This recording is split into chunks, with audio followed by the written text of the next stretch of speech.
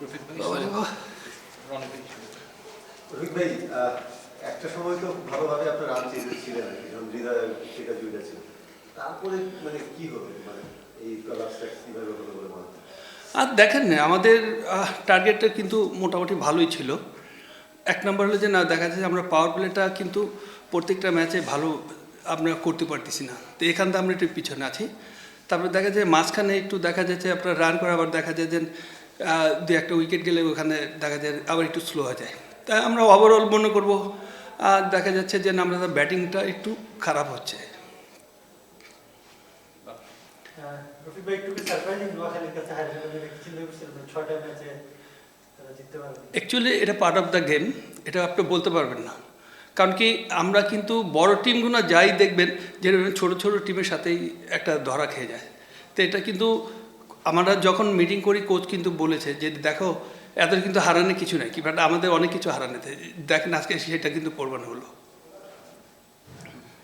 আপনার টিমে রকিবুল আছে, খুব প্রমিজিং একটা স্পিনার, অনেকদিন এই লেভেল থেকে ভালো খেলে আসছে, ইন্টারন্যাশনাল ক্রিকেট ভালো করছে। তাকে আপনি কতটা সম্ভাবনাময় মনে করছেন, মানে সামনে তাকিয়ে কত দূর যেতে পারে বলে মনে করেন? আলহামদুলিল্লাহ, দেখেন যে কোনো জিনিস আপনার এই একটা দুইটা ম্যাচ বা একটা টুর্নামেন্ট খেলে দেখতে পারবেন না, বাট আপনি একটা প্লেয়ার যাচাই করতে হলে আপনি সময় দিতে হবে।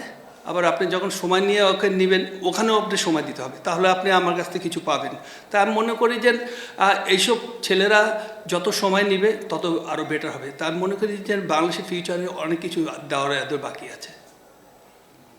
রফিক ভাই, মানে এটা বিপিএল এর বাইরে বাংলাদেশ ক্রিকেটে অনেক কিছু ঘটছে, আপনি যেহেতু সবসময় এটা বলতে চায় না আর কি, হ্যাঁ ম্যাচ নিয়ে শুধু। ঠিক আছে। ওকে, থ্যাংক ইউ ভেরি মাচ। 149 রানের টার্গেট আসলে খুব বেশি না, তারপরে ব্যাটিং লাইন আপ বলতে আসলে এটা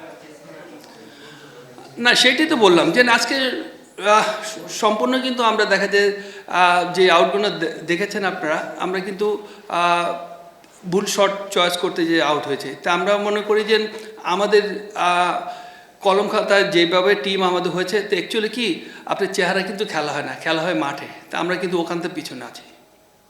থ্যাংক ইউ ভেরি মাচ।